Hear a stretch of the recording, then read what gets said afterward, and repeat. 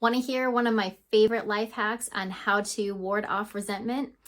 Hey, I'm Heather, your certified high performance coach, and I'm going to be sharing with you one of my favorite things that I like to do to ward off resentment. So if I think about how long I've been in the line of service, it's really been all of my life. I mean, I can think back to when I was a kid and I'd go to elementary school to bring extra hair ties, extra pencils, brushes, lollipops, just anything that someone might need just in case. Even when I was a teenager and I was a gymnastics coach and a babysitter, and later I would become a recreation therapist and a high performance coach. I've volunteered for tons of committees and raised 3 service dogs, done things like put together teams for the American Cancer Society. Just a lot of things that I've done that I really enjoyed because it meant that I was able to service other people. And when I get to service other people, it brings me joy to be able to bring other people joy. When I'm constantly doing that though, and I'm not doing anything for myself or not doing enough for myself, what I find is that I start to feel anxious and sometimes even angry and resentful. And when I'm feeling in that place of resentment, then it's like the opposite happens where I don't want to serve people. And I get really upset about not people not servicing the way that I do or the way that I want to service other people. And those feelings of resentment are then not aligned in congruence with who I am and the things that I like to do. One of the things I love to do, like I said, is being able to bring people joy by providing some kind of service.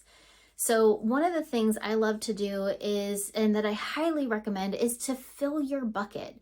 Fill your bucket so much that it's overflowing, and then use that excess spillover, that overflow, to then help and service other people.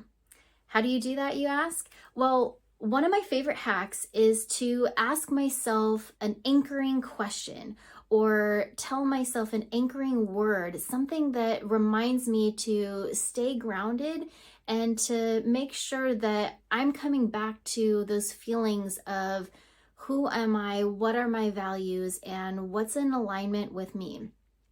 My favorite anchoring question that I ask myself is, what if I made myself happy today? Let that sink in for a moment. What if I made myself happy today? What if you made yourself happy today? What if you made yourself as happy as you do other people when you're servicing them and bringing them all this joy? What if you did that for you? Now, a lot of people who are in any kind of field of service, they think about that question and they're like, whoa, I don't do nearly as much for myself as I do for other people. And that's where the problem becomes an issue, because it turns into resentment, it turns into anger, it turns into things that are not, they're no longer aligned with who you are and bringing out the best of who you are. So ask yourself an anchoring question, or maybe you come up with an anchoring phrase or statement. Maybe it's just a one word that helps to ground you and remind you, I need to show up for me and I need to service me so that I'm filling my bucket so much that it's overflowing. And then, like I said, use that overflow then to go and service other people. This is so important. And I really want you to think about what your anchoring word, question, or phrase is going to be. I'd love to know. Put it in the comments below and tell me what your anchoring word is. Is it that you're a warrior? Is it that you're going to be more present?